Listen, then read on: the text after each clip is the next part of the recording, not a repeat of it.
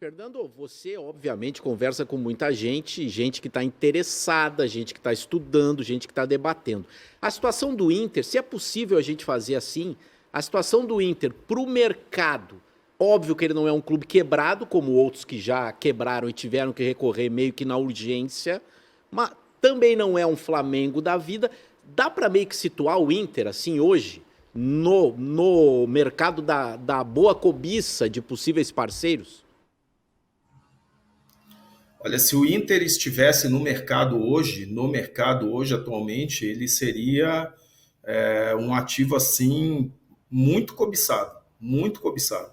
O mercado está muito quente, tá? O mercado está muito, muito demandador. Eu até estou sentindo já, principalmente dos estrangeiros, esse um efeito da Copa do Mundo em si, tá? O pessoal está olhando já com mais atenção os estrangeiros, porque Marco e amigos, Diogo, eu diria o seguinte: não tem nenhum grupo relevante do futebol mundial que não esteja olhando o Brasil. Tá? Não tem, não tem. Todo mundo tem algum olho no Brasil, alguns estão avaliando com mais profundidade, outros não. Tá? Obviamente que a decisão de investir é outra conversa, mas todo mundo monitora o Brasil. Depois da Copa, isso ficou mais evidente. O Brasil tem muitos elementos do ponto de vista de mercado positivos, muitos, tá? E os clubes brasileiros são muito baratos, tá? Então a gente olha as dívidas aqui na Pluri, vocês sabem, nós somos aqui especializados em ficar olhando o balanço de clube o tempo todo. Essa fase agora é uma fase em que a gente está mergulhado em 55 clubes de futebol do Brasil. A gente tem 8 mandatos de venda de clubes de SAF nesse momento. Então, quando você olha os clubes, quando a gente compara um com o outro, os clubes têm muitos problemas financeiros, vocês sabem disso, né? As dívidas são altas, né? E tal, mas a taxa de crescimento das receitas do futebol brasileiro é uma coisa assim escandalosa. Ela cresce numa velocidade absurda, e isso vem desde 2006, tá? São 20 anos de crescimento que só foram abalados pelo ano da Covid. Foi o único, o primeiro ano da Covid. Nos últimos 2 anos, o crescimento foi de 40%. Você não tem setor econômico nenhum crescendo nessa velocidade. O problema todo é que os clubes eles têm um problema de gestão que poderia ser amenizada com fair play financeiro, né, que agora a gente acredita que virá, e que é fundamental para você dar mais solidez para o clube. Mas quando o investidor está olhando, e principalmente os estrangeiros estão olhando para o Brasil, eles olham para o potencial. O potencial de um clube como o Internacional é um negócio assim enorme. Então, o investidor, eu te diria o seguinte: neste momento, há uma seca de clubes à venda no Brasil. Então, os investidores, porque veja, o Flamengo não está à venda, o Palmeiras não está à venda, o São Paulo está avaliando, os clubes grandes, São Paulo, Internacional, eles estão assim, avaliando, estão pensando, mas nenhum deles está no mercado, nenhum deles. Então, não existe um processo de ida ao mercado para buscar investidores, não para ser vendido definitivamente, mas até para você testar o apetite do mercado, né? Testar objetivamente. Os clubes que estão hoje no mercado são clubes menores. No Brasil hoje já são 90 SAFs, tá? 90. É uma correria. Às vezes passa desapercebido para quando a gente está olhando muitos grandes clubes da Série A, B, a gente não vê o que está acontecendo nas divisões inferiores. As divisões inferiores é uma corrida atrás de SAF, é uma corrida de investidores, assim, brutal, brutal. Nós, inclusive, estamos aqui num processo já adiantado do que deve ser a primeira transformação em SAF de um clube do Rio Grande do Sul, né? Muito tradicional, aliás, e com uma operação bastante complexa, né? Com questões financeiras, patrimoniais, muita coisa assim desse tipo.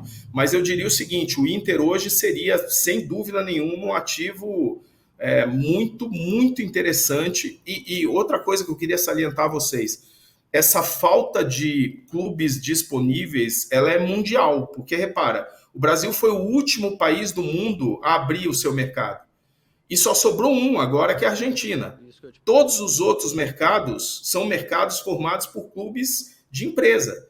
Então hoje, se você quiser comprar um clube na Espanha, você vai ter que descer na terceira, quarta divisão. Você não vai encontrar clubes disponíveis lá em cima. Você pode fazer uma recompra, como o Ronaldo vendeu agora, o Valladolid e tudo mais. Então tem poucos ativos, há muito investidor, principalmente os americanos, que já tem um mercado, que atuam nos seus esportes nos Estados Unidos, mas vamos lembrar, todos os mercados lá estão muito maduros, são muito caros, negociação para comprar clube da MLS hoje gira em 5, 6 bilhões de dólares, né?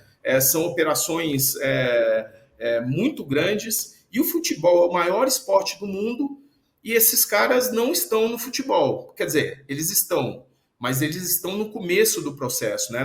Principalmente na Inglaterra, na Itália, a presença de investidores americanos é enorme. E eles têm um interesse pelo mercado brasileiro, assim, muito óbvio, porque aqui nós temos uma vantagem comparativa que o europeu não tem. Junto com clubes com tradição, torcida, belos estádios, cidades maravilhosas, aqui nós temos formação de jogador. Aqui nós temos... Então, Fernando? É o que eles querem. Então, isso, assim, né? Se você tem quer abastecer seus clubes pelo mundo, você tem que fazer o que o Red Bull fez, tem que fazer o que o City fez. Você tem que estar no Brasil. Você tem que estar no Brasil. Senão você vai pagar muito caro por atleta. Existe no Brasil uma possibilidade, porque assim, o Brasil não é exatamente um lugar assim de modelo de gestão de futebol, obviamente. Para acontecer, porque a gente aqui discute na província de São Pedro, do Rio Grande do Sul, Fernando, temos que virar SAF, mas entregar o controle das decisões para alguém que vem de fora, não pode, né? O gaúcho tem essa resistência. É viável esse modelo aí, tipo Alemanha, 50% mais um? Ou no Brasil o investidor não tem segurança de que ele... não vou lá comprar o time tal se eu não puder decidir algo. Ou essa possibilidade existe de verdade ou não?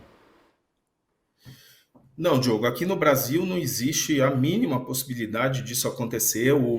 Nós prestamos serviço para um clube que tem esse desejo, inclusive que é conhecido da imprensa, que é um clube que tem esse desejo, é o Fortaleza, né? O Atlético Paranaense já manifestou esse interesse também de fazer uma operação mantendo o controle, mas eles têm enorme dificuldade para conseguir esse investidor. Eu só vejo isso em uma possibilidade, em uma situação, que é você abrir o capital em bolsa. Se você abrir o capital em bolsa, você consegue. Aí você vai poder ofertar 10, 15, 20% e ofertar. Só tem uma limitação. Para você abrir capital em bolsa, você tem que ser grande. Então, hoje, para o tamanho de uma operação de abertura de capital em bolsa, eu acho que isso seria aí para o Flamengo, talvez, né? Talvez um ou outro clube. Então, assim, não é uma possibilidade de estar à distância. Só lembrando que você citou bem o caso da Alemanha, o problema de a gente não conseguir vender participações minoritárias é porque justamente a Alemanha tem uma tradição, né, de governança, de respeito ao contrato, é a Alemanha, né? Então, nós temos um histórico aqui que vocês vão lembrar, o que aconteceu com o Grêmio, com a MSI, com o Cruzeiro, com o Flamengo, com o Vasco, com o Nations Bank, a Hits Music, Grêmio, Flamengo, Grêmio, Flamengo e ISL. Todo esse pessoal perdeu dinheiro, eles quebraram, esses caras quebraram, entendeu? E eles não conseguiram, eles entraram no modelo pré-SAF, em que, não, beleza, eu vou te dar a grana, mas eu não vou mandar. No dia seguinte, bateram a porta na cara dos caras, e ali também tinha umas operações que também não eram muito recomendáveis, mas no final das contas, a gente tem um histórico e eu não vejo um investidor entrando, a não ser que você abra capital com algum instrumento em bolsa ou emita uma debênture para a torcida, por exemplo. Agora a SAF permite que você emita uma debênture FUT, né? Você pode tentar emitir e colocar na mão de alguns investidores ligados ao clube, por exemplo, como uma forma de captar recursos, né? E aí o investidor não vai mandar nada, mas ele capta um recurso. Mas a gente teve um caso agora com o Cuiabá, que fez uma colocação, mas operação pequena, 20 milhões, né? Não passa muito disso. O Vini Moura aqui, Fernando, ele é o representante da torcida colorada. E ele sempre defende aqui na nossa bancada ou a SAF ou um modelo de gestão melhor, tipo o que fez o Flamengo e o Palmeiras. Sim. Você tá aí louquinho para fazer uma pergunta. Não, eu gostaria de aproveitar a expertise do Fernando e pensando assim no Inter, no cenário do Inter, tua opinião, qual seria o modelo que melhor se encaixa E de forma bem didática, assim, porque eu vejo que, frequentando os arredores do estádio, existe uma dificuldade de entender este processo. E de forma bem didática, Fernando, como esse processo aconteceria a partir desse modelo que tu considera o ideal para um time como o Inter, com o cenário do Inter, com o tamanho de torcida, etc. Bom, Vini, prazer falar contigo. Veja, o debate da SAF, ele é um debate que passa pela avaliação do clube, do que ele deseja para o futuro dele. Porque o que está acontecendo hoje? O que está acontecendo é o seguinte, você tem clubes no Brasil, o Internacional é um clube que está faturando em torno de 600 milhões, né? 600, 700 milhões, por aí. Esse ano o Flamengo vai para 1,5 bi, o Palmeiras vai para isso, o Fluminense vai bater 1 bilhão, o Botafogo vai passar de 1 bilhão, Corinthians vai para 1,3 bi. O jogo está ficando bruto, né? Está ficando bruto mesmo, né? Então está ficando muito difícil. Os 12 grandes, eles eram muito mais próximos no passado do que eles são hoje, né? Você olha que o Vasco está faturando 300 milhões, está lá embaixo, né? Enquanto o Flamengo está faturando 5 vezes mais. Como é que você compete no mesmo campeonato com uma diferença tão grande de orçamento? Então, eu acho que a melhor coisa para você simbolizar essa coisa da vantagem comparativa de você usar a SAF para mudar de patamar é a operação do Bahia. Ela é a melhor referência. Porque o Bahia é um clube que fica médio ali, né, que não ia a lugar nenhum, que trouxe um investidor numa operação muito bem construída, em que eles avaliaram o que queriam, miraram e foram lá falar com o cara, que é o maior investidor de futebol do mundo, que é o Grupo City, né? Agora você olha, o último balanço do Bahia são 500 milhões em investimento.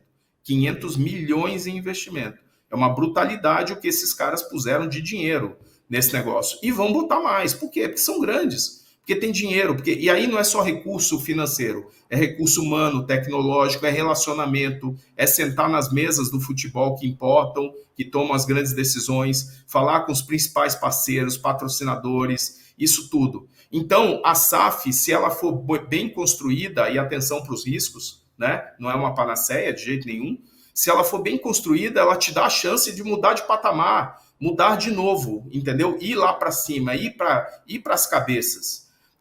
Eu não vejo organicamente hoje os clubes brasileiros fazendo o que, por exemplo, o Atlético Paranaense fez, que era um clube médio ali, como o Petralha diz, era um clube de bairro, que é um pouco de exagero, né? Mas que conseguiu furar e subir e tá ali no meio, até onde ele pode ir também, não vai chegar para o próximo do Flamengo, mas mudar de patamar só na base da gestão, só na base do, deixa eu formar um jogador melhor e vender direto no mercado internacional com menos intermediários, deixa eu montar uma base que forma um jogador mais qualificado, deixa eu construir um estádio, né, para aproveitar a Copa, como vocês aproveitaram, né, que tem estádios aí espetaculares aí em Porto Alegre. O Internacional acompanhou, ele conseguiu se aproveitar de um elemento que foi uma vantagem comparativa na época, que foi o sócio-torcedor. Se você for lembrar, o primeiro clube a ter 100 mil sócios no Brasil, e em 2006, o Internacional era o clube de maior faturamento no Brasil. O Flamengo estava longe. O Internacional foi o primeiro clube a faturar 200 milhões de reais no Brasil, mas isso foi lá atrás. E tinha muito em cima da questão do sócio-torcedor. Só que, veja, sócio-torcedor hoje, todos os clubes têm. Não é uma vantagem. Você não vai conseguir fazer mais nada diferente. Você não vai fazer nada diferente na base e você não vai fazer nada diferente na liga. Porque é uma liga, todos vão crescer. A pergunta é, como é que você passa o teu adversário? Como é que você muda de patamar? A SAF é a única alternativa que existe no mercado hoje, mas não é uma certeza, atenção, de jeito nenhum, né? Mas se você busca e consegue trazer um investidor hiperqualificado, existem, são poucos, mas eles existem e eles estão interessados no Brasil, para você trazer um cara desse, um cara que realmente ele vai pisar no acelerador. Aí o cara vai realmente pegar e vai te colocar num patamar que organicamente, só com o trabalhinho ali, você não consegue. Então, é por isso que no futebol a gente tem aquela coisa da fase, né? Se você for reparar, o clube está na boa fase, está na má fase. Se você reparar nos ciclos longos, isso está diretamente relacionado às mudanças de presidência. Quando você tem um presidente bom, aí beleza, você dá uma melhorada, aí vem um presidente que não é tão ruim, aí você se afunda, aí vem a dívida. E no Brasil, dever é a pior coisa que existe, todos nós sabemos, né? Vai te custar 15% ao ano. O Atlético Mineiro está custando 300 milhões de reais por ano a dívida, de juros. 300 milhões. São 25 milhões de reais por mês. São 25 milhões que você não está investindo em jogador. Então é o seguinte, como é que você equaciona a dívida? Porque a dívida é o maior sangue que você tem num clube de futebol. Então eu diria o seguinte, o Internacional certamente é um ativo muito valioso. Eu acho muito prudente essa decisão de discutir, e o clube é soberano, ele fecha a decisão lá e fala, não, debatemos e não queremos, é soberano. Isso é decisão do clube. Mas tem que discutir porque hoje você tem ainda grandes grupos interessados no Brasil e que você pode abrir conversa com eles sem compromisso nenhum, né? A questão toda, onde a coisa vai pegar, é o seguinte, quem virou SAF dos grandões? Vasco, Cruzeiro e Botafogo. Os três que não tinham alternativa, estavam mortinhos, estavam aniquilados os três. Só que beleza, repara, o Cruzeiro tá lá, tá aí dando a volta por cima. O Botafogo teve os títulos que nunca teve na vida, participando de campeonato mundial. Até o Vasco, que é uma SAF ultra fracassada, ultra mal feita, até o Vasco tá na primeira divisão, coisa que na associação ele vivia morando lá na segunda divisão, cada vez com um time pior. Então, o que eu quero dizer é o seguinte, na hora em que esses investidores, por exemplo, o grupo que é dono do Paris Saint-Germain está interessado em comprar clube no Brasil. Isso é sabido, entendeu? Ele vai comprar algum. Só que uma hora que um cara desse compra, ele não pode comprar dois, né? Ele só pode comprar um. Acabou, é uma cadeira a menos, né? Então, assim, eu acho muito saudável essa questão de decidir, muito responsável a decisão de discutir, não importa qual seja a decisão do clube, é muito saudável porque hoje você ainda pode usar a SAF para mudar de patamar. Daqui a pouco vai ser obrigação. Eu até repito, teve clube que usou gestão para mudar de patamar. Hoje, todo clube precisa ter gestão.